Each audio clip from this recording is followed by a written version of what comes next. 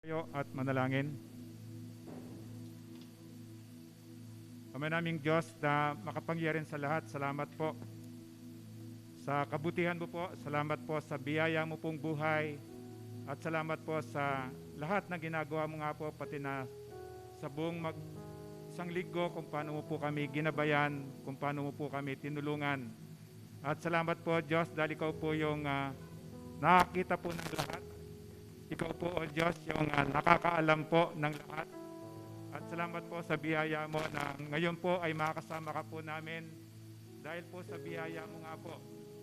At salamat po, O Diyos, dahil may ginawa ka na po sa buhay po namin. At kailangan ka po namin, kailangan po namin lumapit po sa iyo dahil ikaw lamang po talaga, O Diyos, ang makakatuhanan. At gusto ka po naming pasalamatan at gusto ka po naming pagkuhanan po ng kalakasan po namin na kailangan po namin sa darating na isang linggo. Lalo na po itong sitwasyon po namin na hindi lang po dito sa Pilipinas, O Diyos, sa buong mundo po, O Diyos, ikaw lamang po talaga ang makatulong po sa amin. Kaya nagpapasalamat po kami, O Diyos, dahil meron na pong solusyon, meron ka na pong ginawang solusyon at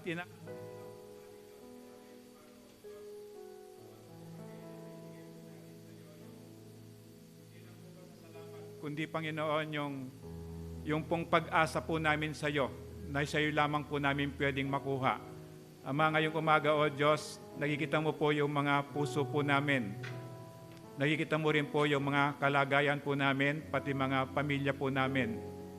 Nakikita mo rin po, O Diyos, yung kahinaan po namin. Kung paano po kami kuminsan tinatalo ng kaaway, pero salamat po, O Diyos, dahil nandyan ka po. Kailanman po, O Diyos, ay hindi mo kami iiwan, hindi mo kami pababayaan. Sa habang panahon, O Diyos, ay napagtagumpayan mo na po ang lahat po ng laban po namin. Kaya anuman pong oras, O Diyos, na kuminsan natatalo po kami ng kahinaan namin, O Diyos, inaantay mo lamang po kaming bumalik po sa iyo. Ikaw po yung Diyos na hindi po nanunumbat. Ikaw po yung Diyos na sabi mo nga po, kinakalimutan mo po yung mga nagawa naming kasalanan. At bibigyan mo po kami ng pagkakataon kasi nga po ikaw po yung Diyos ng maraming pagkakataon. Kaya ngayong umaga, O Diyos, gusto ko po naming sambahin. Gusto ka po naming pasalamatan at gusto ka po naming, O Diyos, pagkuhanan ng kailangan po naming espiritual. Kaya tanggapin mo nga po, O Diyos, ang aming pasasalamat, lalo na po yung pagsamba po namin sa iyo, yung pagpupuri po namin sa iyo. Ito po yung dalangin ko, ito po yung dalangin namin sa pangalan ni Kristo. Amen. Sabi sa awit 47, verse 5 hanggang 7, awit 47, verse 5 hanggang 7. Lumuklok sa trono si Yahweh na ating Diyos, sigawan at trumpeta ang siyang tumutunog. Purihin ng Diyos, siya ay awitan. Awitan ng hari, siya'y papurihan. Ang Diyos siyang hari ng lahat ng bansa. Awit at purihin ng mga nilikha. Amen.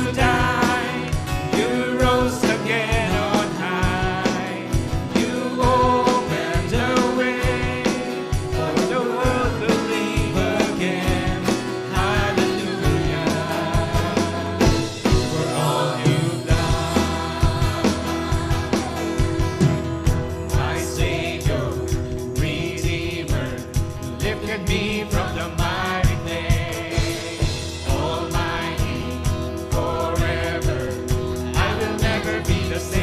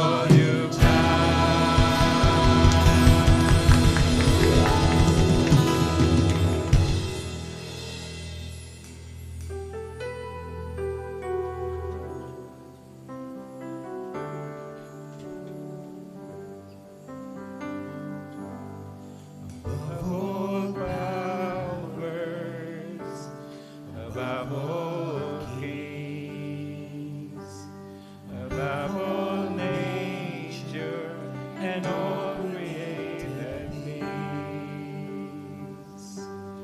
above all wisdom and all the ways of man. You were here before the world began. Above all kingdoms, above all thrones, above all wonders the world has ever known, above all wealth and treasures of the earth, there's no way to measure what you're worth.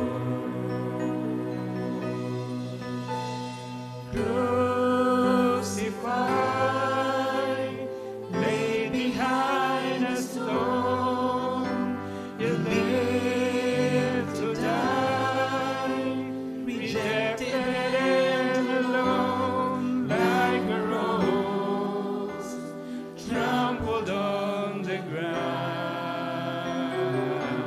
You took the fall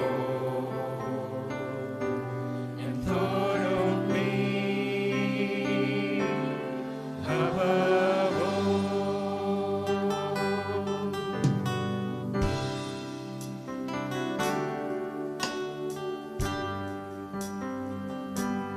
Above all powers, above all kings, above all nature and all created things,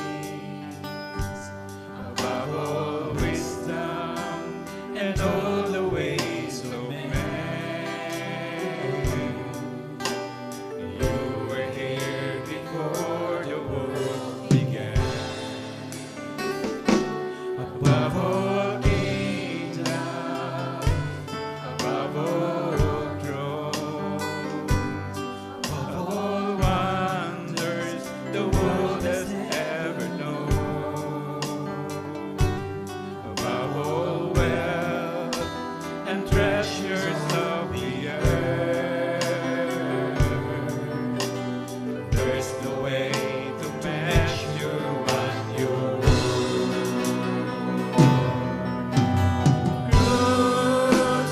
Crucified, laid behind a stone, you lived to die, rejected and alone, like a rose trampled on the ground.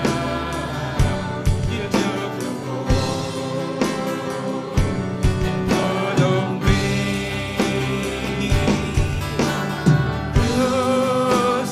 Crucified, laid behind a stone, you lived to die, rejected and alone, like a rose trampled on the ground. You took the fall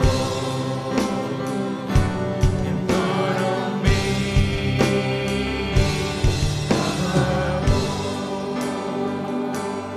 Like a rose trampled on the ground,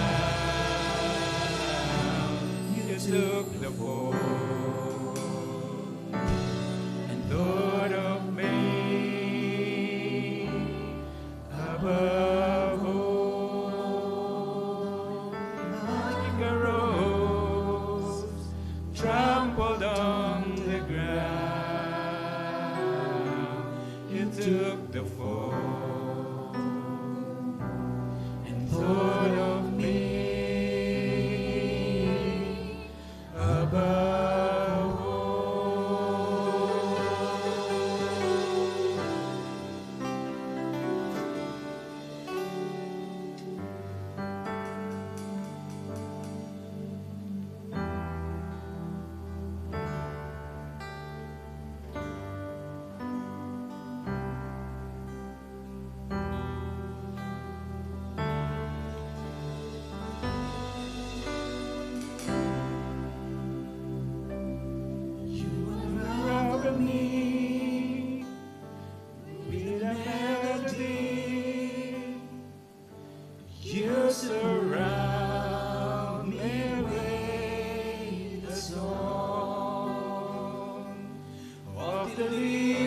deliverance from my enemies, till all my fears are gone. I'm no longer slave to fear. I am a child of God. I'm no longer slave to fear. I am a child of God.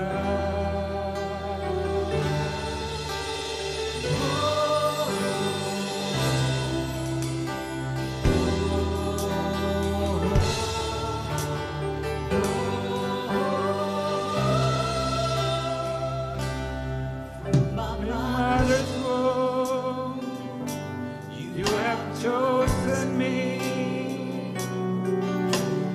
Love has called my name. I've been born again into a family. Your blood flows through my veins. I'm no longer slave to fear. I am a child of God. I'm no longer slave to fear. I am a child of God. I'm no longer slave to fear. I am a child of God. I'm no longer slave to fear. I am a child of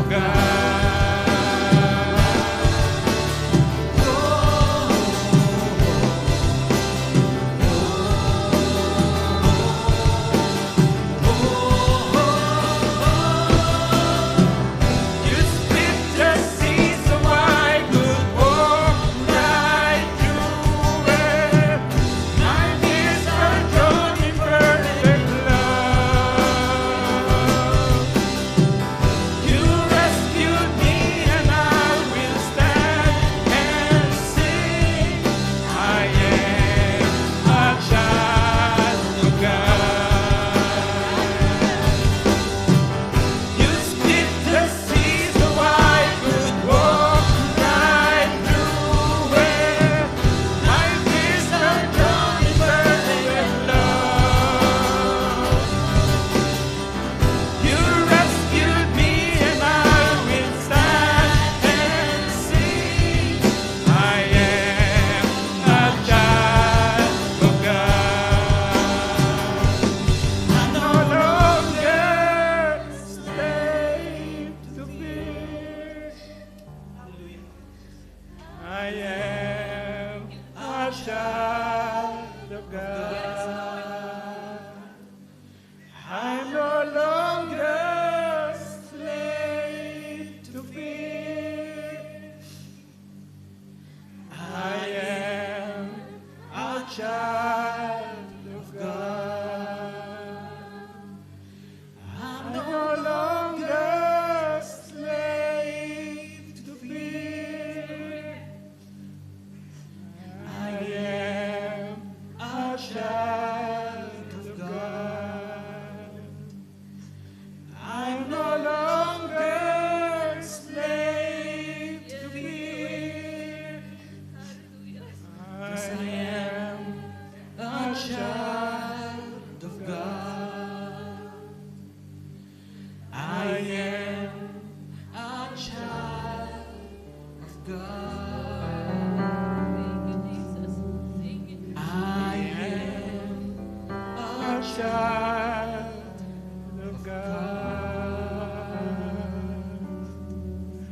Ama, napakaraming salamat po dahil sa kagandahang loob mo, dahil sa biyaya mo, kami po'y naging anak mo. At salamat po, O Diyos, sa katotohanan na hindi mo kami iiwan, hindi mo po kami pababayaan. Nakikita mo po ang dinadaanan namin. Kaya Ama, salamat po. Dahil nandyan ka po, ikaw po yung pag-asa po namin. Ikaw po yung pag-asa ng Pilipinas, ikaw po yung pag-asa ng buong mundo. Kaya Ama, ngayong umaga, sa pag-iingat mo nga po, sa biyaya mo nga po, gusto ka po naming sambahin sa pamamagitan po ng pakikinig ng iyong mga salita. Ingatan mo po kami, palibutan mo po kami ng iyong mga angels, pati na po yung mga kapamilya po namin na sumusubaybay po sa live streaming o yung mga nag-home worship, yung pong mamayang gabi, yung mga kaibigan po namin sa ibang bansa, maaring bukas po. Ikaw po, O Diyos, ang mag-abot po sa aming lahat. Abutin mo po kami ng iyong mapagpalang kamay, pati pamilya po namin, O Diyos, at wala ka pong lalampasan. Ito po yung dalangin ko sa pangalan ni Kristo. Amen.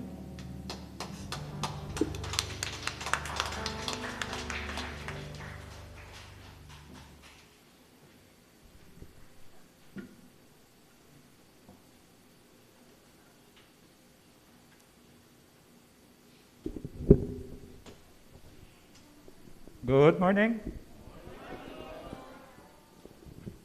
Salamat sa Diyos kasi araw niya ito. So, salamat sa pagkakataon na binigay niya sa atin na hindi lang natin siya maparangalan, kundi mapurihan siya o pasalamatan at muli ay matanggap natin yung anuman yung inihanda niya. Kasi sabi nga niya, bago pa niya nilikha ang mundo, tayo yung nasa isip niya. At hanggang ngayon, di niya inaalis yung paningin niya sa atin. Kaya alam niya yung pinagdadaanan natin at alam niya yung sitwasyon natin at sabi nga niya, hindi mo kailangan humingi ko minsan, alam ko, tutugunan ko ano man yung kailangan mo kasi mahal kita. So nakita natin yung kabutihan niya sa 2021. Meron tayong testimony pagdating ng 2022. Kasi pinakita ng Diyos yung hiniling natin sa 2021, ipapakita niya yung pagka-Diyos niya sa atin at hiniling natin sa panalangin natin na idikit niya ito sa puso't isipan natin para hindi natin makalimutan. Para sa in times of troubles, maalala natin yung kabutihan niya. Ito yung magbibigay sa atin ng hindi lang pag-asa, kundi lakas ng loob. At salamat sa ICF na pinayagan niya tayo na buksan ito at inihiling natin na fully buksan ang simbahan para yung iba makapag-ano na rin, makapagsimba. And then, ipapaliwanag ko lang kung bakit natin sinasara yung gate ng third floor ng 10:25 kasi 10:30 yung worship. Para at least meron tayong 5 minutes na ihanda mo yung sarili mo sa pagharap mo sa Diyos. At meron ka ring time na manalangin at ipakita natin sa Diyos na siniseryoso natin siya kasi siya sineryoso naman niya tayo eh. Wala naman siyang biro sa atin, diba? Kaya ipakita natin sa Kanya yung out of our pagmamahal sa Kanya, yung paggalang natin sa Kanya, sa kabila, ipakita natin na excited tayong pumunta sa Kanya.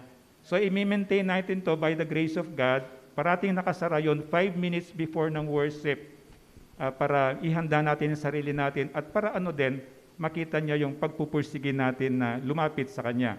So nakita natin sa Genesis, lalo na sa Genesis chapter 6, medyo maintindihan natin kung bakit ganito nakasama ang mundo. Kasi nga, nung panahon ni Adan at Eva, tinutokso lang sila sa paraiso, di ba, sa Garden of Eden. And then dumating ang mahabang panahon, hindi na kasya doon ng demonyo. Kasi nga yung demonyo, siyempre, ito mga angels to, mga sabi nga nilalang ng Diyos sa langit. Kaya lang wala silang redemption o wala silang kapatawaran ng kasalanan. Kapag nagkasala siya, may maliit, basta't isa lang yan, magiging fallen angel na siya. So yung fallen angel, ito na yung Lucifer, Devil, Satanas, ito yung mga pinangalan na natin sa kanila. So kapag nasa langit ka, nilalang sila ng Diyos sa mga angels para paglingkuran ng Diyos at para sambahin din siya araw-araw, minuminuto doon. Kaya lang pa nagkasala itong isang angel na ito, tatapon siya dito sa lupa. And then sabi nga ng Bible, sabi niya, 1/3. Maraming yung angels, hindi siya mabilang. Pero 1/3 ng angels, nung una pa man, itinapon sa lupa. So no wonder, makita mo, pag nagdilim na, ang mga magulang, pinipilit na yung mga bata, nasa bahay na kasi nagkalat na yung demonyo doon. Parang yung kultura ng Pilipino, parang aswang. Ang demonyo, gusto niya yung mabaho, magulo, madilim. Ito yung gusto niya. So ito na yung sitwasyon kung bakit sinabi sa chapter 6 na mas malinaw, bakit mas parang demonyo yung demonyo ngayon kumpara mo nung kila Adan at Eva. Kasi nga napag-aralan natin last time, ito mga demonyong ito, hindi na sila nagkasya sa pagnunukso sa atin. Ito mga demonyong ito, sumanib sila sa isang tao, and then itong taong ito, nag-asawa ng katulad natin. So, itong asawa mo, siyempre tao to, sinaniban lang siya ng demonyo, siyempre kapag nandun na yung espiritu ng demonyo sa kanya, gagawin niya yung agenda ng demonyo. Na malinaw sinabi ng Diyos, dumating ang demonyo para manira, magnakaw, at pumatay. So ito yung gagawin niya eventually. Hindi naman nagagagda pero unti-unti. Kaya ito yung sinasabi niya kung bakit mahirap na ngayon dahil nga nandito na sila. Pero may pag-asa doon. May pag-asa doon. Kasi binigyan na ng Diyos ng pag-asa. Sabi nga ng Panginoon, ako yung daan, ako yung katotohanan, ako yung buhay. Ito lang yun eh. Sa pamamagitan ni Jesus na yon, yung demonyong yun, yung espiritu ng demonyong yun, mawawala doon sa taong yun. So itong taong ito na sinaniban ng demonyo, kung kapatid mo man yan, anak mo man yan, asawa mo man yan, boyfriend mo, girlfriend mo man yan, mawawala na yung bad spirit sa kanya. Mapapalitan ng good spirit. And then makita mo, magiging maayos na yon. So there is a hope. There is a hope na paulit-ulit sinasabi ng Diyos. Kaya lang, walang ibang pamamaraan talaga. Dalawa lang talaga eh. Sa Panginoon ka, wala ka sa demonyo. Pero once na wala ka sa Panginoon, automatic yun, nasa demonyo ka. And then everyday struggle natin ito. There is a spiritual warfare every day. Naglalaban ng espiritu ng demonyo, naglalaban ng espiritu ng Diyos sa atin. So araw-araw ito, mapagtagumpayan mo na. Pero alam mo yung pag-asa dito? Pinagtagumpayan na ni Jesus yon. I-claim mo na lang. Ibig sabihin, ang demonyo is the father of lies eh. Kapag kunwari siya, balat kayo, sinungaling, tatay ng kasinungalingan, huwag ka na magpapaniwala doon. Kasi ang Diyos, tinalo na niyan, even death, na-conquer ng Diyos, matagal na panahon na nung pinatay sa krus ng Kalbaryo. So yung free will, sabi ng mundo, meron kayong free will eh. Actually, wala naman sa Bible yung free will na yan. Okay, binigyan ng kalayaan ng Diyos na gumawa, pero sakop ka pa rin ng kapangyarihan niya kasi wala ka naman magagawa apart from God. Siya talaga yung sovereign God. Kaya itong free will na ito, mag-ingat ka sa paggamit. Kasi hindi mo makikita sa Bible talaga yung free will na yan. Binigyan ka ng chance o opportunity ng Diyos pumili para magkaroon ka ng fulfillment, magkaroon ka rin ng participation. Pero hindi ibig sabihin na yung will ko, ma-overtake ko yung will ng Diyos. Imposible yon, hindi mangyayari yon. Nandun pa rin ako sa jurisdiction o sa sovereignty ng Panginoon. Kaya sabi niya sa John 8:31, yung last part ng 31, kung patuloy kayong susunod sa aking turo, kayo nga'y tunay na mga alagad ko. So pipili ka, dito ba ako sa Diyos o dito ako sa enemy ng Diyos? Dalawa lang yun eh. Hindi pwedeng hap-hap. Hindi pwedeng kapag Sunday, dito ako sa Diyos, pagdating ng Monday, dito na ako sa demonyo. Hindi pwede yung ganon. Eventually, makita mo, kailangan mo pumili kasi ikaw din ang magsasuffer. Kaya sabi niya, kung tunay kang alagad, pipiliin mo siyempre siya. Di ba sabi niya, 32, makikilala ninyo ang katotohanan at ang katotohanan ang magpapalaya sa inyo. Ano sinabi ni Jesus? Lahat ng Pilipino alam na ito eh. Sabi ni Jesus, I am the way, the truth, and the life. No one can come to my Father's house in heaven except through me. So kahit Sunday school, naintindihan ng batang yon. Nasabi ni Jesus, ako yung daan, walang ibang daan, isa lang yung daan. At ako yung katotohanan, ang mundo kasi ng mali ang karamihan. At ako lang yung paraan para makapunta ka sa langit, at ako lang yung buhay. Kasi bakit sinabi nga ako yung buhay? Kasi ang kabayaran ng kasalanan ay kamatayan. Kung bakit pinatay si Jesus sa cross, hindi naman dahil sa may kasalanan siya. Kaya sa pinatay sa cross para bayaran niya yung kasalanan ko at saka kasalanan nating lahat. At pag naniwala ka doon, sabi ng Diyos Ama, pinadala ko yung bugtong na anak kong si Jesus para bayaran yung kasalanan ninyong lahat. At kung maniniwala ka sa sinasabi ko at sinasabi ng anak kong si Jesus, sabi ng Diyos Ama, hindi ka na mapapahamak at lalong hindi ka na pupunta ng impyerno. Bagkus magkukaroon ka ng buhay na walang hanggan sa langit. So kahit bata, naiintindihan nyo, kaya sabi niya, ako yung katotohanan. At ang sabi niya sa 36, kung ang anak, kung si Jesus ang magpalaya sa inyo, kayo nga'y magiging tunay na malaya. So only Jesus lang ang makakagawa niyan. At dito sa ating kulturang Pilipino, di ba, nakagisnan natin, natutunan natin sa mga lolo't lola natin, sa mga magulang natin, sa mga teachers natin, di ba, na ang daming tinuro. Pero ang katotohanan, sinasabi lang ng Diyos mismo nagsasabi, ito lang, si Jesus lang. Jesus is enough. Sapat si Jesus. Si Jesus lang sabi niya, walang iba, hindi mo na kailangan iba kasi sa lahat ng Diyos na nakilala natin, isa lang yung nabuhay na muli. Kaya wag na tayo magpapaniwala doon sa kasinungalingan ng demonyo. So dalawa lang yan. Diyos o demonyo lang. Siyempre ang gusto ng Diyos, galing tayo sa Diyos. Ang Diyos ang nagmamahal sa atin ng tunay. Ang Diyos ang nagbibigay sa atin ng lahat. Sino bang pipiliin ko? Ito ba yung pipiliin ko itong demonyo ito? Walang gagawin ito, kundi sirain niya yung buhay ko. Nakawin niya yung kayamanan ko. Nakawin niya lahat ng magaganda sa akin. At eventual, ang pinaka-ultimate na goal niya, yung kaluluwa ko, mapunta sa impyerno. Ayaw ng Diyos yon. Nilalang niya ako, nilalang kanya, gusto niya bumalik ka sa akin. Sabi niya, kasi mahal kita from the beginning. Kaya nga ako naglalang ng lupa at langit. Kaya ako naglalang ng mga trabaho, mga pagkain, masasarap na pagkain, magagandang mall. Sabi niya, para sa iyo kasi mahal kita, pero huwag kang maniniwala sa demonyo. Kaya hanggang ngayon, ang panawagan niya, every day, kahit Christian ka, kahit anak ka na ng Diyos, kahit sinasabing, I am a child of God, maya-maya lang, pag sabi mong amen doon, lalapit na yan. Every day ito, hindi siya tumitigil. Kaya lang, tatandaan mo, tinalo na ni Jesus yon. Alam mo yung sinasabi niyang, ang demonyo para siyang leong, umaatungal, nag-aabang para lapain ka. Hindi kanya malalapa, tatakutin kanya kasi sinungaling siya. Alam mo, pag gumiti yung leon na sinasabi ng Bible, wala siyang ngipin. Yung ganon. Panluloko lang niya. Naluloko na tayo everyday. Kaya, don't worry. Nanalo na si Kristo. Panghawakan mo na lang yung price ng buhay niya na ibinigay niya sa atin. Si Noah the same. Di ba dahil mahal ng tao ang Diyos? Sabi ng Diyos, sobrang kasama ng tao. Remember dati ang tao, almost 1,000 years old ang inaabot.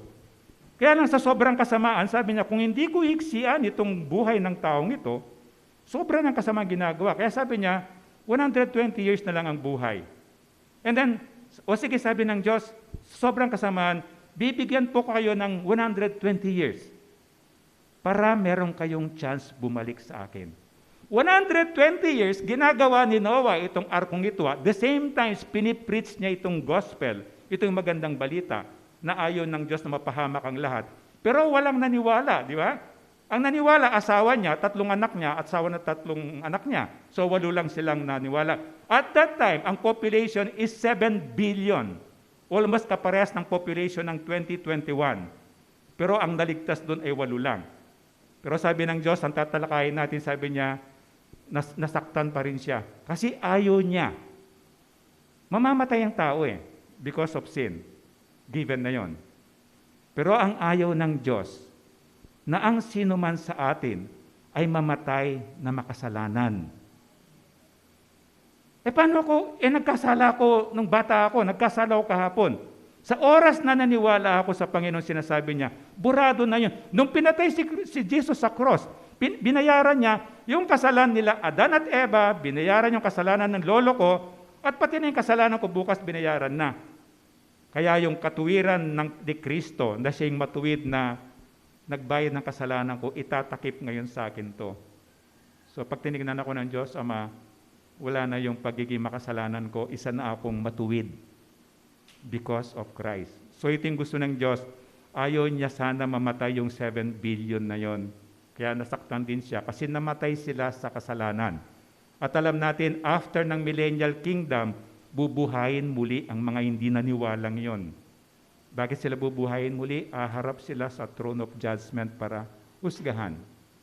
Nakita natin, dahil nga doon sa kasama ng tao, nilipol ng Diyos lahat ang masama. 120 years nagantay ang Diyos, baka sakali may bumalik. Ang naniwala si Noah, asawa ni Noah, 3 anak niya, at 3 asawa ng 3 anak niya. 8 tao out of 7 billion na tao. Binigyan ng pagkakataon ng Diyos, pero dito, tumatawag siya, maniniwala na po kami ngayon, but it's too late. Nagantay ang Diyos ng 120 years. Tayo, kasama tayo doon. We have 120 years na pwedeng mabuhay. Pero nakikita natin in reality, wala nang bihira nang umaabot ng 120. Kung minsan nasa gitna lang ng 120, which is 60. Ang punto doon, ano man yung haba ng buhay natin, hindi pare-parehas, ang Diyos ang nagtakda. Ligtas ka ba? Yun lang yan eh. Nakabalik ka ba sa Diyos nung buhay ka pa? Ikaw ang magdidesisyon. Ako yung pastor mo, mahal kita, pero hindi kita pwedeng desisyonan. Ako pupunta ako ng langit, hindi ka pwedeng sumabit sa akin, kahit gusto ko sana. Kasi paisa-isa aharap tayo sa Diyos. Kaya ibig sabihin, the moment na narinig mo yung magandang balita o yung gospel, sana magdesisyon ka na. Kahit hindi mo kailangan maintindihan. Ano yung magandang balita? Na meron palang kaligtasan. May nagbayad pa ng kasalanan ko.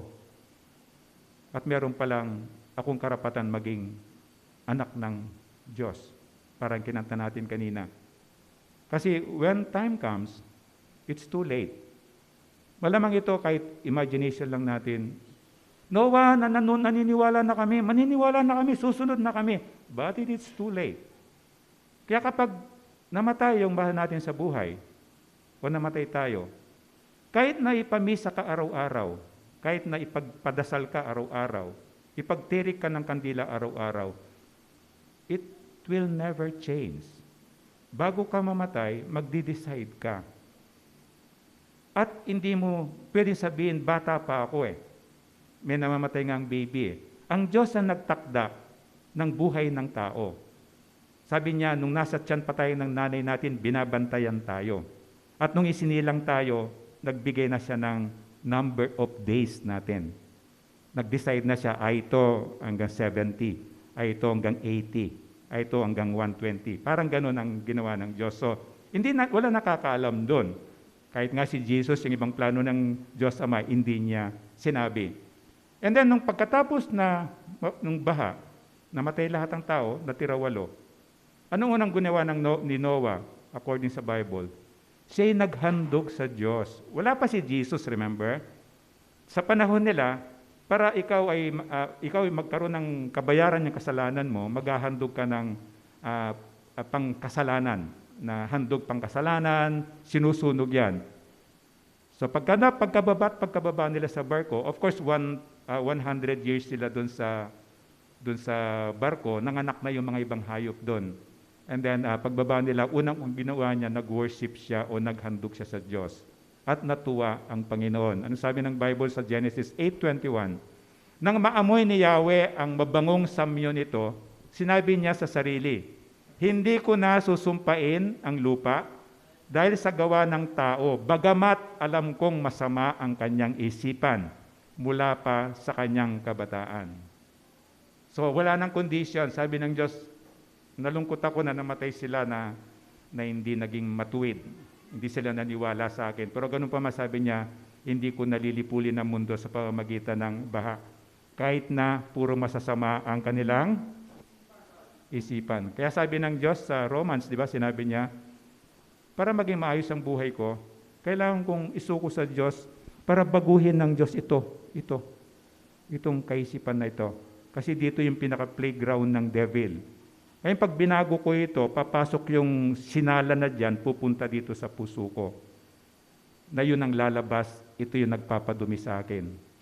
Pero ngayon, pag walang nagbantay rito, na salita ng Diyos dito, papasok dito, bakit yung pangit?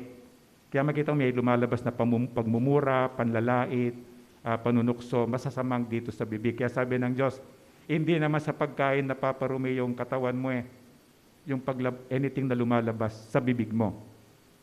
Kaya sabi niya sa 21, hindi ko nalilipuling muli ang anumang may buhay kagaya ng ginawa ko ngayon. Ito yung pag-aaralan natin, yung pangako ng Diyos o yung covenant o yung tipan. Tipan, covenant o pangako ng Diyos. At ang simbolo nito, ginawa niya yung bahaghari. Sino na nakakita ng rainbow? Lahat O merong hindi nakakita Sino nakakita na ng rainbow? Pakitaas ang kamay, mataas.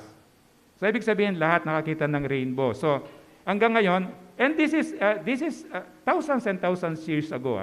Hanggang ngayon nakikita pa rin natin yung pruweba ng pangako ng Diyos sa atin na sabi niya, this is the first covenant na pangako ng Diyos. Sabi niya na meron akong iiwan sa inyong baghari para magpapatunay, magpapaalala sa inyo doon sa pangako nyo.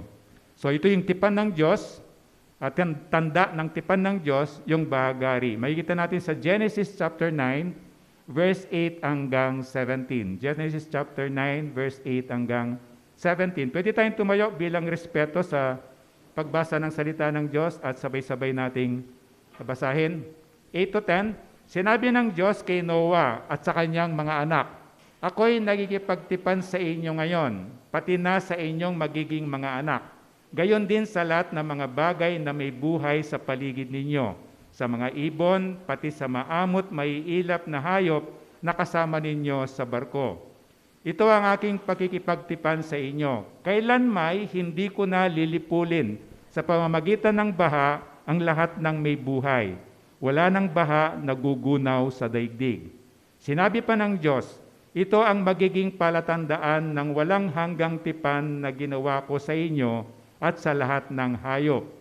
Palilitawin ko sa mga ulap ang aking bahaghari, at iyan ang magiging tanda ng aking pagkikipagtipan sa inyo.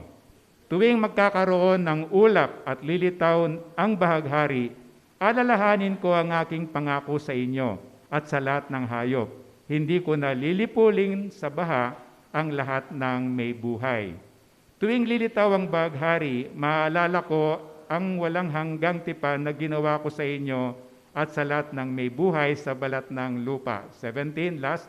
At sinabi ng Diyos kay Noah, ito ang tanda ng aking pangako sa lahat ng nabubuhay sa lupa. Ama, salamat po sa salita mo. Tulungan mo po kami na kung ano man po yung inihanda mo, ay may sa puso't isipan po namin, magamit po namin gabay sa buhay po namin at may pasa po namin sa mga next generation po. Samahan mo po kami, ingatan mo po kami, at salamat po sa iyong salita. Ito po yung dalangin ko sa pangalan ni Kristo. Amen. Pwede mo po. So nakita natin rainbow, o yung mga nagko-coloring doon, mag-color nga kayo ng rainbow. So ito yung para ma-memorize mo, di ba? Sa school, para ma-memorize mo yung color ng rainbow, yung Roy G. Biv. Tandaan mo lang yung Roy G. Biv, di ba? Red, orange, yellow, green, blue, indigo, and violet. So gusto mo memorize yung color, i-memorize mo lang yung pangalan ni Roy. Roy G. Biv, G ang mother's name niya, Biv yung family name niya. Ma-memorize mo yung arrangement ng colors ng rainbow. So ano ba itong rainbow na sinabi ng Diyos? Nakakita na tayo niyan. Di ba? Ito yung rainbow na makikita natin at last time nakakita rin kami dito. Imagine mo nasa Manila, makita ka ng rainbow sa somewhere in Makati. Yung prende, ano yung prende? Ito yung usually sa mga bandang Europe, nagsimula yung mga superstition about rainbow. Kasi bandang Europe, of course, natanda natin, kasama na sila Nebuchadnezzar, Alexander the Great. Ay yung mga yan, diyan nagsimula yung mga pagan, mga pagano. Di ba mga pagano? Sino mga pagano? Mga sumasamba sa Diyos-Diyosan, na kasama dun sa pagsamba nila sa Diyos-Diyosan nila, i-offer nila yung anak nila bilang handog na susunugin. Imagine mo, anong klaseng Diyos yun, na yung anak mo, susunugin mo para sa Diyos, di ba? So dito nagsimula yung maraming superstition. Katulad itong prede na yan, itong prede na to, it is the goddess of beauty. Yung Diyosa ng kagandahan. Kasi nga yung rainbow nga, di ba, kagandahan. And then, nung dumating sa Catholicism, ginawang practice, ginawa siyang Diyos-Diyosan na si prede. Na Diyos-Diyosan ang prede, ang ibig sabihin parang langit, na Diyosa na galing sa langit. And then sa mga kasama sa ibang country sa yung ahas, kasama na yung Turkey dyan, ang tingin nila doon sa rainbow, ahas daw siya. So kapag may rainbow, magtatago ka or parang ganon, hindi siya magandang simbolo. And then meron din namang sa Southern Western o Southern Europe din naman, yung daliri. Anong daliri? Kapag tinuro mo daw yung rainbow, malalaglag yung daliri mo. So huwag mong ituturo yung rainbow. Di ba pag bata, pag baby, pag merong gabi, siyempre wala pang kuryente, di ba, dati. Ewan kung ginagawa pa ngayon. Where's the moon? Oh, the moon, sabi na, di ba? Huwag mo daw patuturo sa kanya yung rainbow kasi malalaglag yung daliri. And then meron naman, kasama ako dito, sa naniwala nung bata ako, sa dulo daw niyan merong treasure. Di ba, merong treasure. Kaya lang, hindi mo naman makikita talaga yung dulo niya. Kaya lang, sabi ng mga pilosopo, di ba may rainbow na buo? Meron naman daw, kung may ginto nga dun sa dulo niya, saan ka pupunta? Kaliwa ba o kanan? Di ba? So, gano'n ang ano. Pero may nagsabing pilosopo, antayin mo yung rainbow na kalahati lang. Di ba, minsan may kalahati lang na gano'n? O, at least matutuntun mo isang lugar na lang. Pero it's not true. Kasi gawa-gawa ng pagano, gawa-gawa ng mga hindi naniniwala sa Diyos, gawa-gawa ng under the spirit of devil. So ito yung ginagawa nila. And then, meron pa sa Europe din, meron pa salang superstition na ginto nga daw ang nasa dulo nun, kaya lang, ang makakakita lang ng gintong yon ay isang lalaking nawalan ng lahat ng damit. So kung may damit ka, hindi mo makikita raw yung ginto. And then, ito yung, I think, ito yung pinaka-latest na pwede kang maniwala na nanggaling yung LGBT, nanggaling yung paniwala nila somewhere in Europe. Kasi yung LGBT, yung homosexuality, yung mga ganito, di ba? In-adapt nila itong rainbow. Nakita yung color ng simbolo nila, it's rainbow.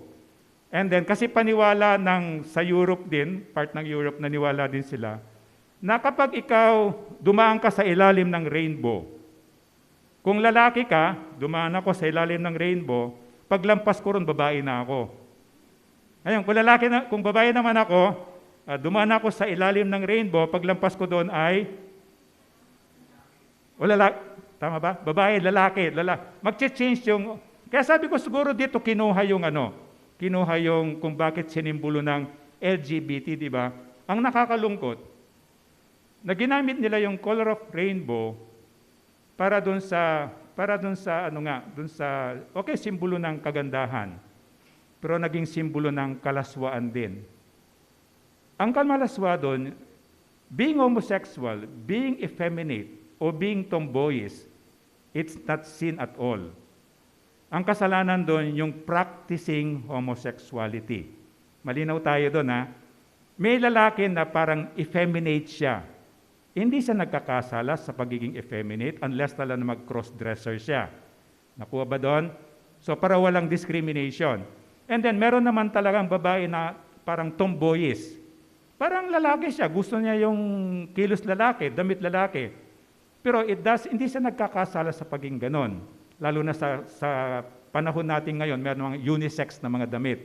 Ang kasalanan lang niya, yung sinabi ng Bible, na yung lalaki nakikipagtalik sexual actions sa kamukha niya lalaki. Yung babae nakikipagtalik sa mukha niya babae, dun sa nagko-commit ng kasalanan. So malinaw tayo dun. Kaya sabi nga natin, sayang, yung simbolo ng kagandahan o color ng kagandahan, ginamit pang simbolo para doon hindi lang kalaswaan, kundi yung kasamaan sa paningin ng Diyos. Ang katotohanan lang makikita mo sa Bible. So nakita natin, at least sa binasa natin kanina, ano ba yung rainbow? O sa Bible nakita natin, ito tanda ng pangako ng Diyos. So kahit sa mga anak mo, may explain mo na doon. Kung nakita ka ng rainbow, tanda ng Diyos yan kasi nung pinatay ng Diyos yung lahat ng masasama nung panahon ni Noah, nahabag pa rin siya at nangako siya bilang tanda ng pangako niya, yung rainbow na yan, hindi na niya uulitin yung pupuksayin niya yung tao sa pamamagitan ng baha. At ang Bible ang nagsasabi noon. At ano pa yung sinasabi ng Bible tungkol sa rainbow? Sabi niya, sinabi ng Diyos sa Genesis 1:14, sinabi ng Diyos magkaroon ng mga tanglaw sa langit upang mabukod ang araw sa gabi. Ito ang magiging batayan sa bilang ng mga araw, taon at kapistahan. So ginawa niya para mga tanda. And this time, yung pinag-aaralan natin yung rainbow nga, tanda ng pangako ng Diyos. Na tuwing makikita mo yon, matatandaan mo yung pangako ng Diyos at matuturo mo doon sa mga taong kasama mo na ini-enjoy niya yung kagandahan ng rainbow. Alam na natin yung horoscope. Alam na natin yung horoscope na pag-aralan natin kay Nebuchadnezzar, Babylonia, mga pagano, ito yung mga naniniwala sa Diyos-Diyosan na hindi naniniwala kay Yahweh. Sila yung nag-imbento nito. Remember, yung Babylonia, napakatalino nila. And then yung mga constellations na yan, nakikita mo sa langit, di ba? Kahit tayo, sumusunod tayo kuminsan doon eh. Yung constellations niya, nilagyan nila ng meaning, yan yung horoscope.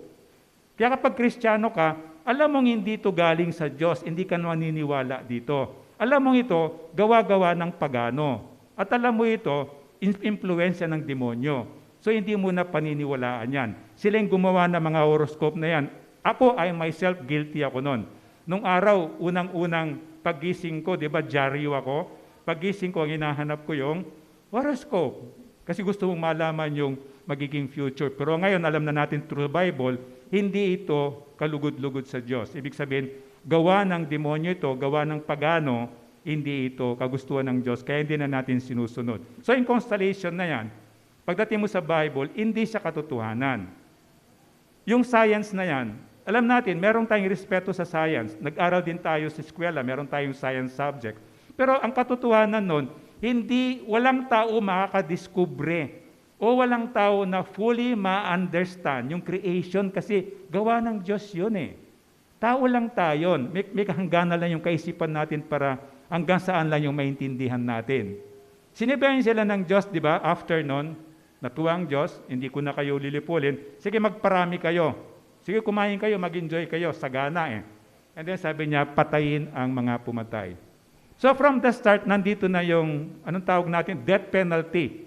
Nandito na yon, na mula sa Diyos to. Hanggang ngayon, kung titignan mo yung statistics natin, nung meron pang death, kahit anong bansa, pag tinignan mo yung statistics, kapag merong death penalty, ang crime rate mababa. Bakit? May takot ang tao eh, na meron talagang kasalanan, lalo na yung pagpatay, ang kabayaran talaga kamatayan. Kasi ang buhay, hindi yung ginawa ng nanay at tatay, bigay ng Diyos yun. So walang pwedeng kumuha nun maliban sa Diyos lang. Kaya sabi niya, patayin yung mga pumatay. At meron tayong husgado, titingnan ano yung reason bakit pinatay yung tao. Kaya makita mo pag bansa, ibinalik yung death penalty niyan, makita mo yung crime rate, bababa sigurado yan. Kasi magkakaroon ng takot yung tao. 1-7, verse 1-7 ng chapter 9, sinabi ng Diyos kung ano ang dapat nating gawin hanggang ngayon. Sinasabi ng Bible anong dapat nating gawin. Dito, nasa Bible, di ba? And then sa Bible din ito, sinasabi ng Diyos, kapag ginawa mo yung sinasabi kong dapat mong gawin, ito naman yung gagawin ko. So nakita mo, merong partnership sa Panginoon. Pag ginawa ko yung sinasabi ng Diyos, merong gantimpala yon. Pag hindi ko ginawa yung sinasabi ng Diyos, nagrebelde ako, siyempre merong kaparusahan yon at merong consequence yon. Dalawa lang talaga yon. Hindi natin siya maluloko kahit hindi natin siya nakikita. Kasi siya pa rin yung sovereign God. Kapangyarihan pa rin niya ang may hawak sa lahat. And then verse 2-7, sabi nga niya, sinabi ng Diyos kung ano ang kanyang gagawin. At dito nga, sinabi niya ang aking gagawin, sabi niya, hindi ko nalilipulin ang lahat ng nilalang sa pamamagitan ng baha. Masama ka man, mabuti ka man, Kristiyano ka man, hindi ka man Kristiyano, pagano ka man, kasama ka doon. Ito yung tinatawag nilang common grace, na yung grace ni God para sa lahat. Ganito kabuti yung Panginoon. Pangako ng Diyos yon. Itong tipan, ito yung pangako niya. Na kahit ito lang, meron kang pangahawakan. Simula ng pag naniwala ka sa pangakong ito, lahat ng pangako ng Diyos, madali ka nang maniwala. Yung pagpapala sa tao. Pagpapala sa tao, yung kagandahang loob. Alam mo yung pagpapalang hindi ka naman deserving.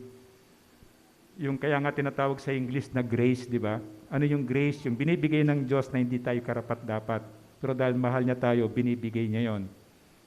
Kagandang loob niya na kahit na, sabi nga, di ba, sa huling araw, sabi niya, tutupukin niya yung mundo sa pamamagitan ng init. Kagandang loob niya, wala ka na doon. Hindi ka masasali doon. Pag nangyari yan, wala ka na. At pinag-aralan natin, paulit-ulitin at binabalikan, yun ang kagandahan ng Lord. Dahil ba magaling ako? Hindi.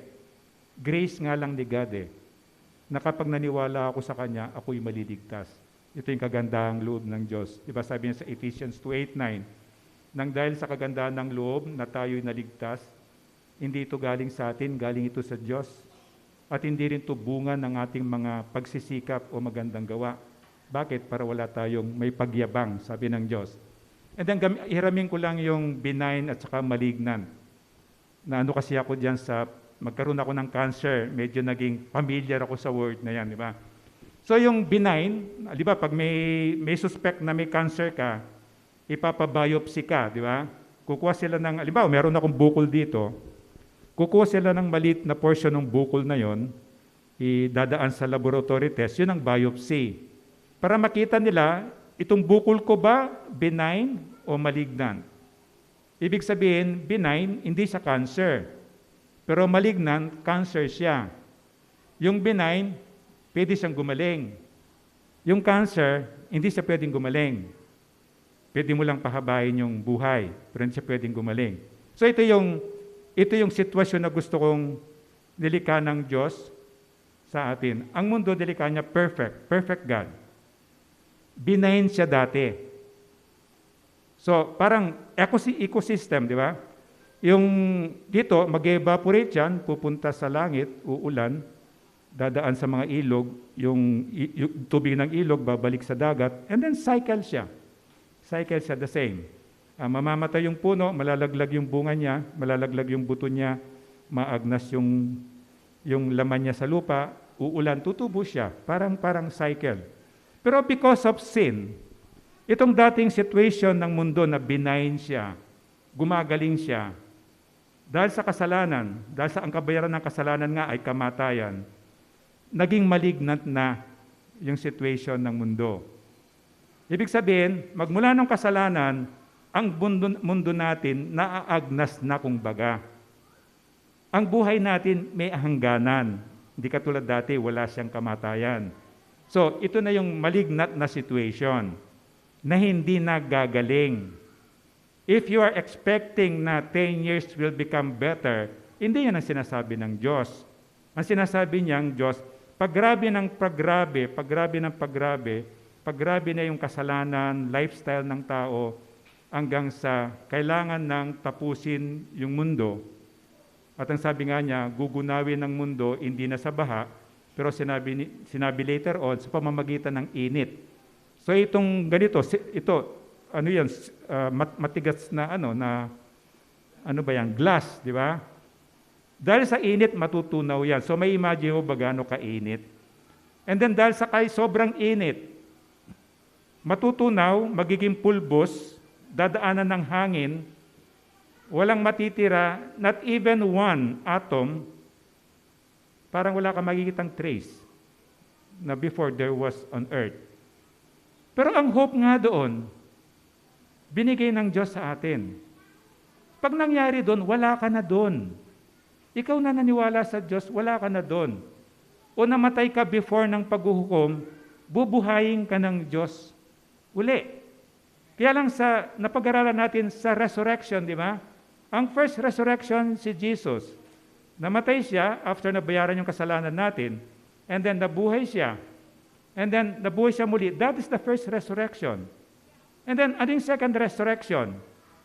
Sila Nanay Esting, kasama natin dito, sila Jeff, sila Sister Jenny. Alam natin nasa langit sila, di ba? Pero as of now, espiritu lang sila, wala silang katawan. Bakit? Inaantay nila yung second resurrection. So, kailan yung second resurrection? Sa rapture. Ang kailan ng rapture? Anytime from now. Anytime from now, mangyayari yung rapture. Ano sinasabi ng rapture? Sa isang kisap mata. Parang ganon. Gumanong ka nga, isang kisap mata. Isang kisap mata, nakita. Isang kisap mata, actually, maiksi pa siya doon. Parang sabihin na natin, kalahati ng kisap mata. So, di ba? So, ganong kabilis lang siya. Sabi niya, tutunog ang trumpeta ng langit, maririnig sa buong daigdig. And then, biglang bababa si Kristo sa alapaap. Lahat ng naniwala, pupunta doon, parang ganun lang. Parang ganun.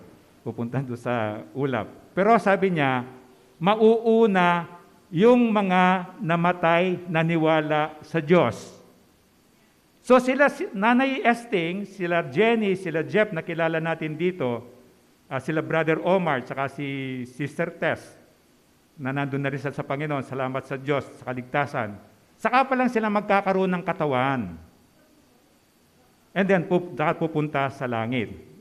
And then, so ang ibig sabihin ng second resurrection, ito yung resurrection of the church. Ngayon, kung ngayon magkakaroon ng rapture, lahat ng naniwala kay Jesus, merong tatak sa puso, biglang mawawala. Yung hindi naniwala, matitira. Dito sa earth, matitira. Ang mamumuno, ang devil. 7 years yon. And then 7 years, atiin mo sa dalawa, 3.5 years, 3.5 years, di ba? 3.5 years, yung demonyo na sinungaling, ano siya? Makukonbinsi ka na tama siya. So 3.5 years, bubulahin niya yung mga tao. Pagkatapos ng 3.5 years, ilalabas niya yung pagkademonyo niya. And then at the end ng 3.5 years, bago millennial kingdom, bago darating uli si Jesus, bago darating uli si Jesus, lilitaw yung pinaka-final Antichrist. At dahil masama talaga ito, ano sabi ng Bible, yung final Antichrist na ito, na manggagaling sa 10 delegation ng Europe, sabi niya, na ngayon may plano silang baguhin yung Bible, gagawin na lang New Testament, tatanggalin yung Old Testament. Sabi niya, ang lalaban doon, hindi siya tatalunin ng tao. Ang tatalo sa kanya mismo si Jesus. At pag tinalo ni Jesus yon, merong pangatlong resurrection. Sinong mare-resurrect doon? Di ba? Na-resurrect na yung sa church, mga Christians. Ang mare-resurrect doon, bago mag-millennial kingdom, yung mga Old Testament saints. Sila Moses, sila Noah, yung mga naniwala sa Diyos from Old Testament, pati na yung mga sa 7 years tribulation na naniwala, na pinatay na. Bakit sila pinatay? Kasi naniwala sila kay Jesus, ayaw nilang sumamba doon sa halimaw. During tribulation, ang maghahari is the devil. So meron siyang halimaw, dapat sasamba ka doon, required ka. And then, dapat ka magpapatak ng 666 kasi hindi ka makapamili sa grocery. So ayaw mo kasi naniwala kay Jesus, papatayin ka. Pero don't worry, bubuhayin ka bago mag-millennial kingdom. So doon sa third resurrection na yon, bubuhayin yung mga sinaunang naniwala kay God, sila Moses, sila David, sila Adan, sila Abraham, and then yung mga saints ng tribulation saints. And then merong fourth resurrection. Di ba? Millennial kingdom, 1,000 years magre-reign si Kristo. Walang temptation, walang masama, hindi natin kailangan mag-worship, kasama natin si Christ. Sinong kasama niya magre-reign? Yung mga na-rapture dito sa church, and then yung mga dito sa tribulation na na-save, kasamang magre-reign ni Kristo. And then after ng millennial kingdom, after ng 1,000 years na paghahari ni Kristo, siya mismo, bababa talaga siya sa lupa, magkakaroon ng fourth resurrection, muling pagkabuhay. Sinong bubuhayin dito? Bubuhayin dito, magmula doon sa panahon ni Adan at Eva na hindi naniwala kay Kristo. Sa panahon ng simbahan, di naniwala kay Kristo. Sa panahon ng tribulation, di naniwala kay Kristo. Bubuhayin doon, and then lahat. Naniwala sa Panginoon, hindi naniwala sa Panginoon, bubuhayin lahat, ihiwalay, sabi ng Bible, ihiwalay yung kambing sa tupa. Yung tupa, ito yung sumusunod. Yung kambing, ito yung rebelde. And then, paisa-isang aharap sa Diyos at paisa-isang uhusgahan. Bubuksan yung mga libro ng buhay. Pag naniwala ka, kahit ngayon naniwala ka kay Kristo, isusulat ang pangalan mo doon. And then, may isang libro dito, pag hindi ka naniwala, nandun ang kwento mo. Bubuksan to. Kapag hindi ka nakasulat ang pangalan mo sa libro ng buhay, hindi ka makakapasok ng langit. Ngayon, kapag hindi ka mananiwala, aharap ka sa Diyos, pakikita ng Diyos sa iyo anong ginawa niya. Pumunta ka sa simbahan, nagpadala siya ng pastor para ipahayag yung salita niya. Binigyan niya ka ng Bible. may nag-Bible study, naimbita ka, pumunta ka ng bahay mo, nanood ka ng TV, narinig mo yung salita. Lahat ginawa ng Diyos, pero hindi ka pa rin naniwala. Then tatanungin ka lang niya, tama ba na sa impyerno ka dapat? And then you will be convinced. And then, uhusgahan na, langit, impyerno, dalawa lang yon. And then, itong lumang earth na to, magkikreate si God ng bagong earth and bagong heaven, simula uli. Lahat ng naniwala, dadalhin doon. Yung hindi naniwala, sa impyerno, di ba? And then ang earth, wala siyang laman, tutunawin siya sa init. Common grace ng Panginoon, pinakita niya rito sa baghari, sabi niya, kaya masama ka, kaya mabuti ka, hindi ko na kayo gugunawin sa baha. Common grace yun.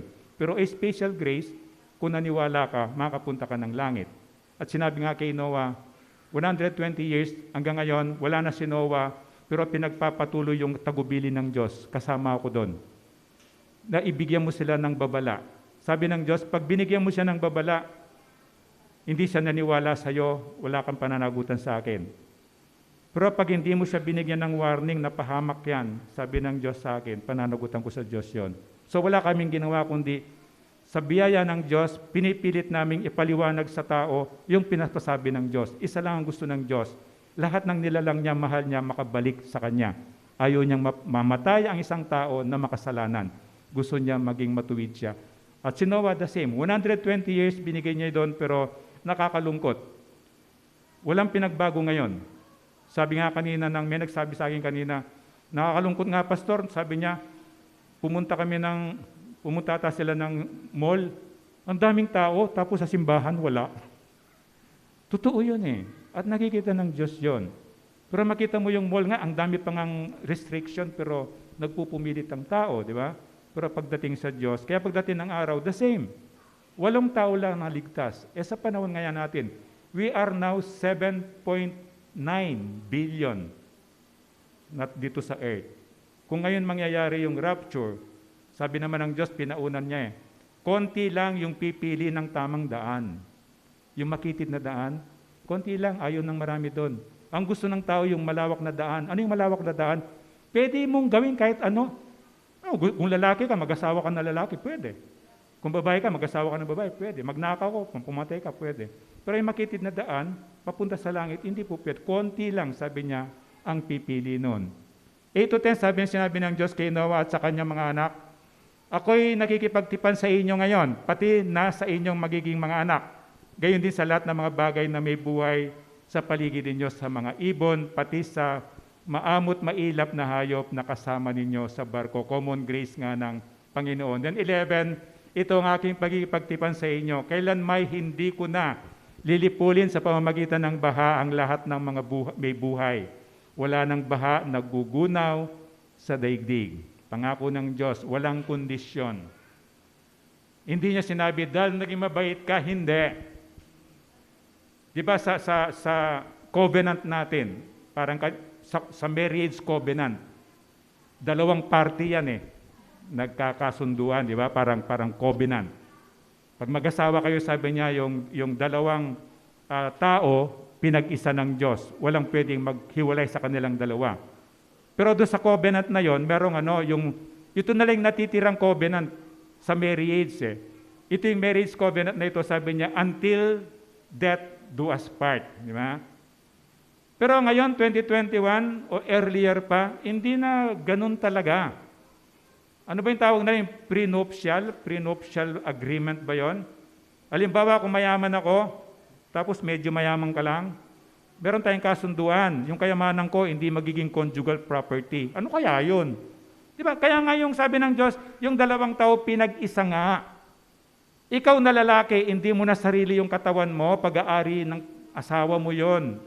Ikaw na babae, hindi mo na pag-aari yan. Kasama mong pag-aari dyan yung asawa mo, pinag-isa na nga kayo ng Diyos. At ang sabi niyang Diyos, let anyone separate you.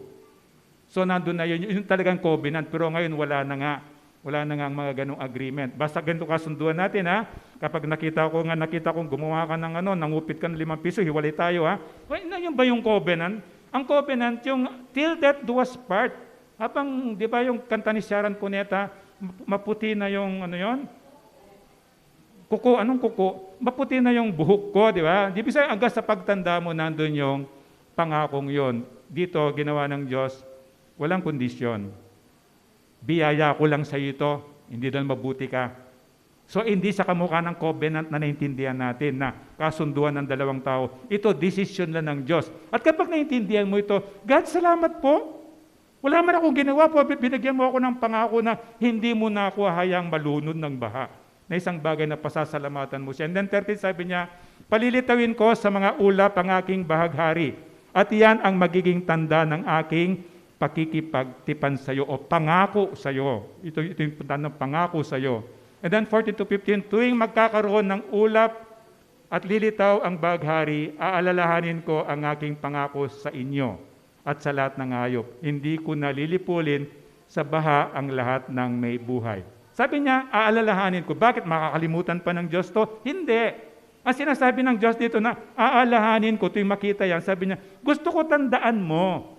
Tandaan mo na hindi ko makakalimutan yung pangako ko sa iyo, yung sabihin, kasi hindi naman niya makakalimutan ng Diyos at siya yung tunay na promise keeper natin. Kaya hindi niya ibig sabihin makakalimutan niya yan. Yung katapatan ng Diyos, alam na natin yan. Kahit nung hindi pa tayo Kristiyano, nakita natin yung katapatan ng Diyos, nandoon.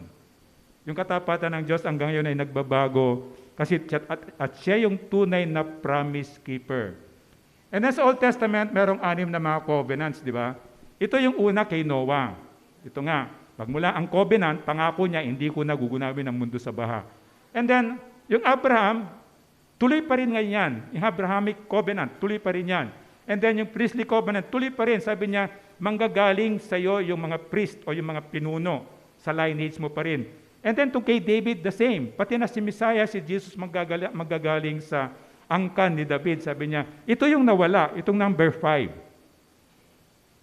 Kasi itong number 5, naintindihan na natin. Ano itong Messianic law na to? Itong basically the 10 commandments. Kung gusto mong pumunta ng langit sa pamamagitan ng pagsunod sa kautusan, dapat yung 10, at least yung 10 man lang, masunod mo siya perfectly, walang error. 1 day, 2 days, 3 days, 1 year, buong buhay mo. Kung ako 60, ilang taon na ba ako? 60. Alimbawa ako 65 years old na ako, di ba? Alimbawa 65 years old na ako. And then, bago ako mag-65 nung, alimbawa, November 9 ako, November 9. O November 8, na-perfect ko yung 10 commandments from day 1 hanggang 55 years old and 365 days, di ba? Pero one day, nagkasala akong isa doon, lahat baliwala iyon. Kaya sabi ng Diyos, ito, sabi niya, kung susundin mo itong kautusan na yan, it is a curse, sumpa. Kasi hindi mo talaga, basically sinasabi ng Diyos, hindi nyo masusunod yan. Kung yan ang basihan nyo para maligtas kayo, magiging failure kayo kasi mahal nga niya tayo. Ayaw na tayong mapahamak. At the end of the day, nagtaka ka bakit ka nasa impyerno. Sinunod ko naman po yung lahat ng 10 commandments, lahat ng buhay ko, and then bubuksan ni God, on the white throne of judgment, may makikita, dito, nakita mo dito, nangupit ka 5 piso, 99 na sunod mo, 1% di mo na sunod. Kaya sabi niya, pinalaya tayo ng Diyos dito sa sumpa ng kautusan. Kasi biyaya na lang ng Diyos, grace, kagandahan na lang ng Diyos na tayo'y maligtas. Ang regalo ng Diyos na kaligtasan, 100% bigay ng Diyos. Wala tayong contribution kahit na katiting. At pag naintindihan natin kung bakit tayo masaya, kung bakit natin minamahal ang Diyos kasi napakabuti niya sa atin. And then New Covenant nga, ito na nga, itong si Jesus. Huwag kang mag-worry sa kasalanan mo. Binayaran ko na yan. Ngayon magkakasala ka pa rin bukas. Huwag kang mag-alala, binayaran ko na. Maniwala ka lang sa akin. Akong bahala sa iyo. Ito yung New Covenant. Pinadala na si Jesus. And then katapatan ng Diyos, hanggang ngayon pinapakita niya sa atin. Buong Bible, makikita mo yan. So ilang verse na makikita mo? Numbers 23:19. Sa Numbers 23:19, ang Diyos ay di sinungaling na tulad ng tao. Ano mang sabihin niya ay kanyang gagawin. Kung mangako man siya, ito'y kanyang tutuparin. 66 books, nandun lahat kung paano pinoproclaim yung katapatan ng Diyos, lalo na yung katapatan niya sa pangako niya sa atin. And then sa pang-verbs, awit 146 verse 6, sa Diyos na lumika niyong kalangitan, ng lupa at dagat, at lahat ng bagay, ang kanyang pangako ay maasahan. Ang dami niya lahat. So kahit na alam mo yung parati natin, Panginoon, hindi mo ako iiwanan, hindi mo ako pababayaan, kahit yun lang. Of all the thousands promises ni God, ano man ang sitwasyon mo, pag naalala mo yung katapatan ng Diyos na yun, nagkakaroon ka ng pag-asa. And then 13, sa English, ito yung gusto ko lang, translation natin, di ba, bahaghari. Pero sa English, sabi niya, I do set my bow in the cloud, and it shall be for a token of a covenant, tipan o pangako, kasunduan, between me and the earth. So naalala ko, nung binasa ko ito, naalala ko yung sa bow and arrow. Parang rainbow, parang sinabit ng Diyos sa ulap itong bow niya para maalala natin yung pangako niya. At pag naalala mo itong pangako niya sa rainbow, maalala mo yung ibang pangako niya na kapag ikaw ay kumatok, pagbubuksan kita, kapag ikaw ay humingi, bibigyan kita, kapag ikaw ay nanalangin, sasagutin kita. Lahat nun, ang dami ng pangako ng Diyos niyon. But this is at least first covenant ni God kay Noah. It's a good start na ma-condition tayo na yung pangako ng Diyos nandyan. Bakit ka natatakot? Di ba yung kinanta natin kanina, ano na yon? I will not fear, ano na yun? Di na ako matatakot because I'm a child of God. Parang ganon. Na pag naalala mo yung pangako ng Diyos, yung takot na yon, normal mararamdaman mo. Pero pagdating ng gabi, makakatulog ka kasi may pangahawakan ka mga pangako ng Panginoon. So again, sa Diyos o demonyo ka lang. Sa demonyo kasi, puro kasi nungalingan yan. So every day yan, you have to choose. Every day you have to choose. Ang pinakamaganda, sa umaga pa lang, pagising mo pa lang, bago ka tumayo, pag upo mo pa lang sa kama mo, i-claim mo na to, God, tulungan mo po ako. Gusto ko pong mamuhay nakasama ka. Ayoko pong mamuhay ngayong araw na to. Kasi one day at a time. Ang prayer natin, good for 24 hours lang. So pag nanalangin ka ng umaga, bukas ng umaga, you have to pray again. Kaya pinakamaganda, mag-pray ka maaga para covered yung 24 hours mo. Nakakalungkot kung mananalangin ka, bago ka matulog, okay lang yon, pero sayang yung magmula sa umaga, wala kang protection, maaari, wala kang guidance from God. So ideal, pinakamaganda, katulad kay Jesus, bago pa sumikat ang araw, pagising mo, i-dedicate mo na yung buhay mo. God, itong araw pong ito gusto ko maging para sa iyo po. Samahan mo po ako, tulungan mo po ako. Magpadala ka po ng angels na magbaban. Imaginein mo, buong araw, nandun ang protection ni God. But again, kinabukasan, yung prayer mo, good for 24 hours lang siya, kailangan mong manalangin uli. So pumili ka, alam na natin yon, kaya lang nire-remind ni God. Kapag hindi ka pumili, nandito ka sa O. O sabi ng Diyos sa'yo, ano ngayon? Hindi, joke lang yan. Siyempre pipili ka, pag wala ka sa Diyos, nasa kabila ka, gano'n lang kasimple yun. At sasamantalahin ni ano yun, pag wala kang tatak, baka tatakan ka, di ba? Baka tatakan ka ng demonyo. And then 2 Peter 3:5, verse 5, sinasadyan nilang hindi pahalagahan ang katotohanan, ang langit at lupa ay nilikha ng Diyos sa pamamagitan ng kanyang salita. Nilikha ang lupa buhat sa tubig at sa pamamagitan ng tubig. At sa pamamagitan din ng tubig, ng malaking baha, ginunaw ang daigdig ng panahong yon. So, testimony natin yan, totoo yan, na nangyari na yan. And then verse 7, sa pamamagitan din ng salita, iyon ay nananatili ang mga langit at ang lupa upang tupukin sa apoy pagdating ng araw ng paghuhukom at pagpaparusa sa masama. Yung sinabi nga natin kanina, the earth or the universe is made of atom. Kaya sumikat dati yung atomic bomb. Atomic bomb. Kaya lang sa ngayon, I think, ewan ko kung tama yung understanding ko, hindi naman ako expert, I think mas malakas ata yung nuclear doon sa atomic bomb. So kapag yun sinabog, isa lang yun, doon sa init na i-create ng bomb na yon, ito yung tutunaw ng lahat. At ngayon, alam na natin yan. Yung 10 nations na nagkukumpul-kumpul, na biblical yon. Yung 10 daliri sa paa at saka 10 sungay sa Revelation, biblical yon. 10 nation, powerful nations, magsasali-sali. Pero isa sa kanila will be the final Antichrist. Ito yung mangyayari to, parang Battle of Armageddon. Isang ganong kainit, tutunawin lahat. Pero again, kung nakikinig ka sa Diyos, pag nangyari yun, wala ka na doon. Kung nasabi mo sa pamilya mo, yung katotohanan kay Jesus, wala ka na doon. Ang magsasuffer lang doon, yun na nga yung hindi naniniwala. Of course, pag hindi ka naniniwala, magsasuffer ka.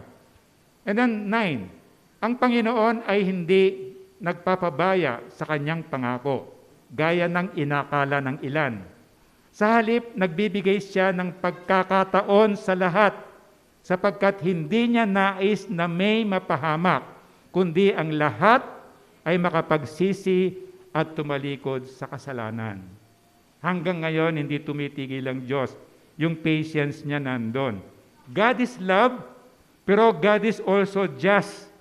Kaya sabi niya, mahal kita, ako'y Diyos ng pag-ibig, pero hindi pwedeng walang consequence yung kasalanan. Pinatawad ko na yung kasalanan mo, pero yung consequence ng kasalanan mo, kailangan mong pagdusahan. At pag lalo na hindi ka naniwala sa akin, pagdudusahan mo sa hell yun for eternity. Kailan mo papapatunayan yun? Hindi ko mapapatunayan sa iyo kundi sa pamagitan ng salita ng Diyos. Pero ikaw, kailan mo papapatunayan yon? Pag nandun ka na sa impyerno. Sana nakinig ako noon. Sana sineryoso ko noon. Remember, ang isang sumpa sa taong nagre-rebelde sa Diyos, ang isang sumpa sa taong patuloy na sumasamba sa Diyos-Diyosan, sabi niya, kung patuloy kang sasamba sa Diyos-Diyosan na gawa ng iyong mga kamay, magiging katulad ka ng mga Diyos-Diyosan na yan. Meron silang mata, hindi nakakita. Merong paa yan, pero pag natumbayan, hindi yan makakatayo. Merong tenga yan, pero hindi nakakakita. Tapos diyan ka nananalangin. Hindi ka nga niya nakikita, hindi ka niya naririnig. Ano mangyayari sa panalangin mo? Ganon naman yung pagmamahal ng Diyos sa atin eh. Kaya tinuturuan niya sa atin, alisin mo na yan. Kaya ikaw kung nakikinig ka ngayon, kung kahit konting respeto sa Diyos, meron ka, alugugin mo yung bag mo, yung wallet mo. May mga tago-tagong diyan, mga alam mo, katulad ako dati, may mga Santo Niño akong maliliit. May mga nobena kung ano man nakasingit sa wallet ko. Ang kapal-kapal ng wallet ko, wala namang pera. Diba? So yung ganun, kung meron ka sa bahay mo na mga Diyos-Diyosan na yon, simulan mo na lang si plano, tanggalin sila para yung biyaya ng Panginoon, Espiritu ng Diyos, pumunta sa bahay mo. At pag nandun ang bahay mo, siya magpuproteksyon sa iyo, siya magbibigay ng kailangan mo. At hindi lang yon, pagdating ng oras na mamatay ka, siya pa yung magdadala ng mga angels niya doon sa langit, sa kaharian niya. Kaya sabi niya, wala kang hahanapin pa sa Diyos, ayaw niyang mapahamak tayo. Maring ligtas ka na, paano yung mahal mo sa buhay? Anong gagawin ko? Anong gagawin mo? Ipanalangin mo sila, gagawa ang Diyos ng paraan. Kaya yung mga prayer natin every night, yung mga may sakit, Panginoon, bago mo po siya kunin, iligtas mo po yung kaluluwa niya. It is a constant prayer. It is a constant prayer. At pinapakita ng Diyos bago namatay ang mga taong ito, meron silang kaligtasan. Yun ang hinahangad natin, lalo na sa mahal natin sa buhay. Kasi ayaw natin, nasa langit tayo, nakikita natin yung mga mahal natin sa buhay, nasa impyerno. Bagong tipan, sabi ng Diyos, wala ka nang gagawin. Ginawa ko na lahat, sabi ni Kristo. Ang gagawin mo na lang, manampalataya ka sa akin. Isuko mo buhay mo sa akin. Imbitahin mo ako sa buhay. Samahan kita. Ano man yung sitwasyon ngayon, samahan kita. Ito yung bagong tipan ng Diyos. Wala ka nang dapat gawin. Yung regalo ko sa iyo na buhay na wala hanggan, 100% na libre ito. Hindi mo kailangang bayaran. Hindi mo kailangan mag-contribution doon. Sabi niya sa Luke 22:19-20, dumampot din siya ng tinapay at matapos magpasalamat sa Diyos, ay kanyang pinagati-hati iyon at ibinigay sa kanila. Sabi niya, si Jesus to, ito ang aking katawan na inihahandog para sa inyo. Gawin niyo ito bilang pag-alala sa akin. Ginawa niya ito doon sa Last Supper, bago siya patayin, bago siya ilibing, bago siya mabuhay na muli, pumunta ng langit. So, meron tayong, this is the first Sunday ng month. Usually, tradition natin, meron tayong communion.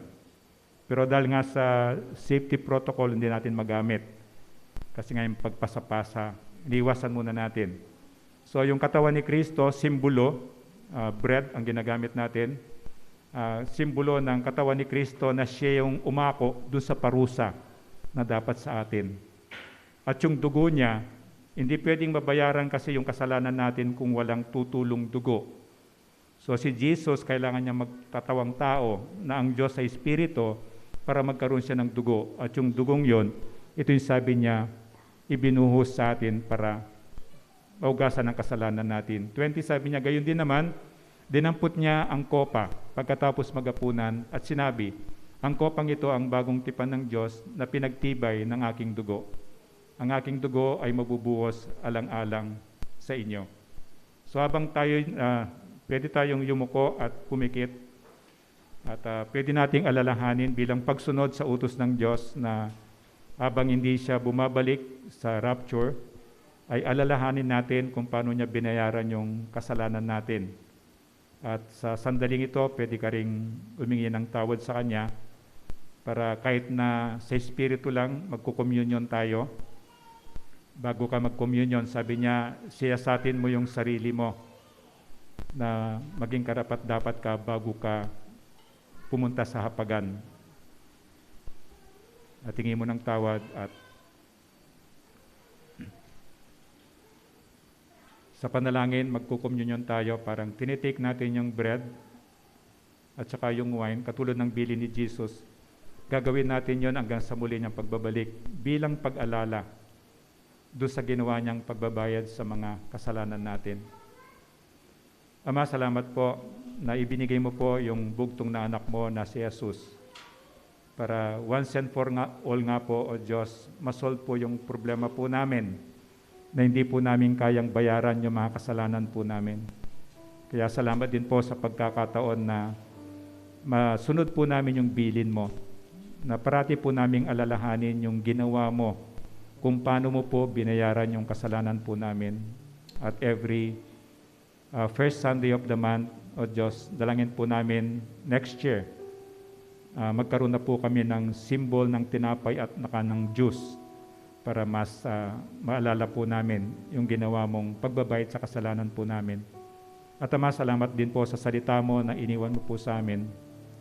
At salamat po, O Diyos, na pagkakataon din na ibinigay mo po sa amin na may balik po namin sa iyo yung portion po ng pagpapala mo po sa amin sa pamamagitan po ng aming mga handog. At tulungan mo po kami as a church na maging mabuting katiwala po sa mga handog namin. At ang pangako mo nga po, O Diyos, ay kiniklaim po namin today na ibibless mo po yung naghandog. Katulad ng pangako mo, siksik liglig, umaapaw, wala pang paglagyan. Tanggapin mo nga po, O Diyos, ang aming papurit pagsamba sa iyo sa pamamagitan po ng aming mga handog. Tayo tumayo para kantahan ng Panginoon.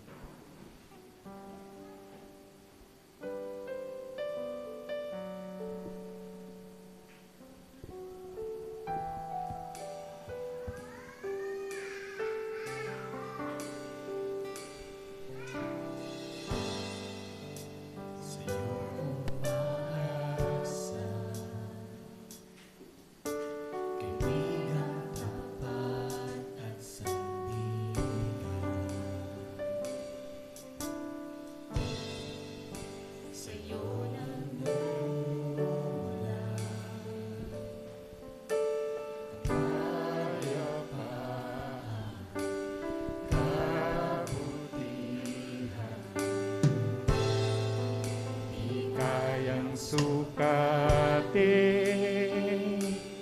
ang pag-ibig mo,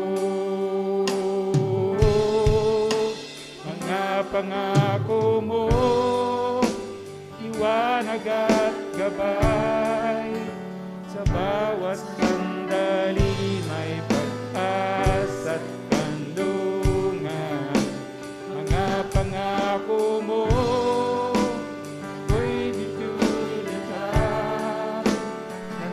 Natili ang labis na kalagayan.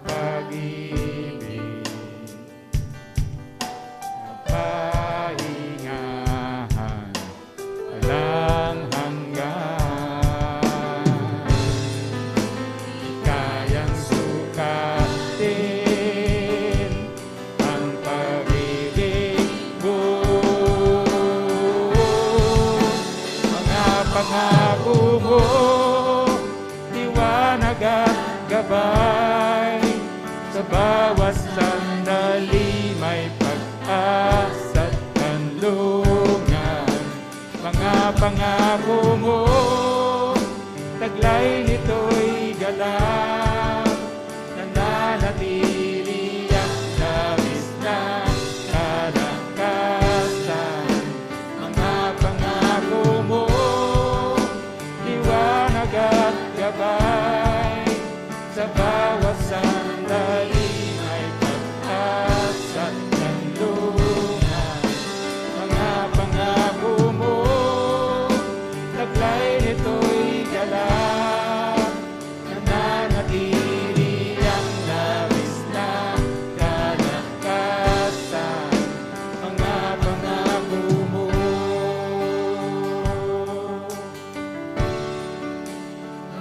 pangako mo.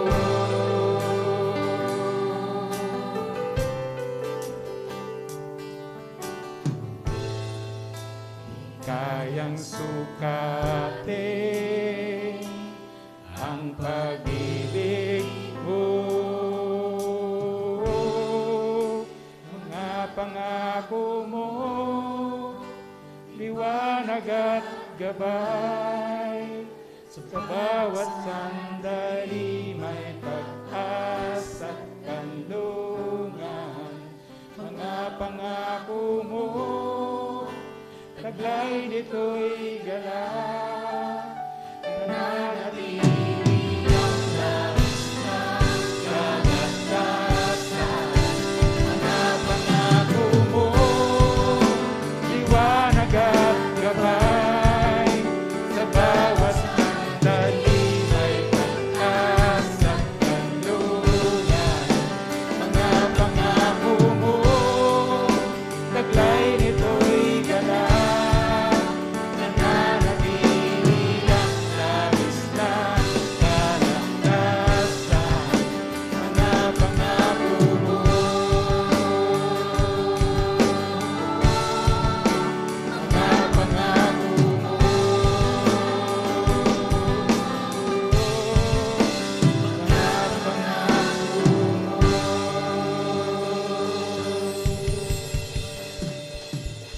Meron tayong first timer dito. Meron. Si Buboy. Saka si Sha. Di ba? Sino pang first timer? Yung mga nasa bahay siguro nag-worship, baka may na-invite kayo na first timer. Bakit di natin sila kantahan?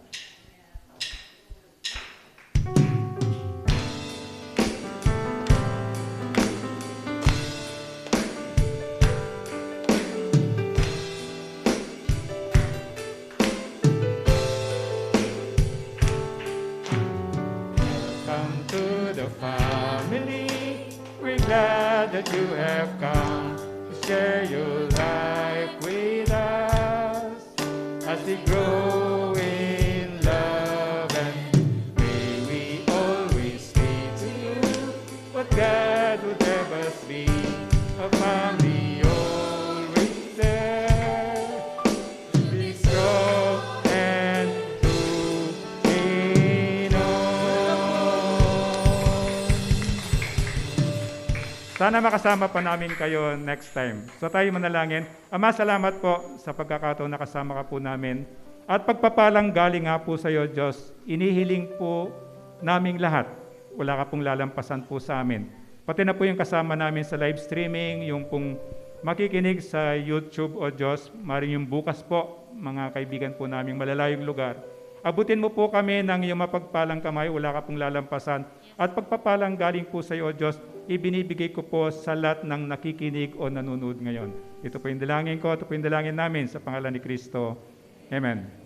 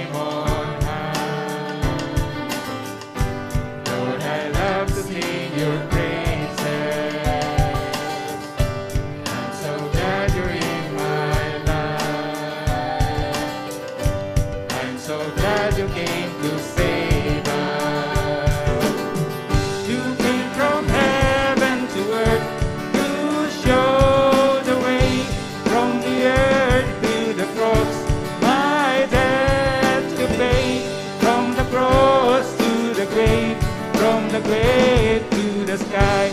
Lord, I lift your name on high. You came from heaven to earth to show the way, from the earth to the cross, my debt to pay, from the cross to the grave, from the grave to the sky. Lord, I lift your name on high. Lord, I lift your name on high. Lord, I lift your name on high.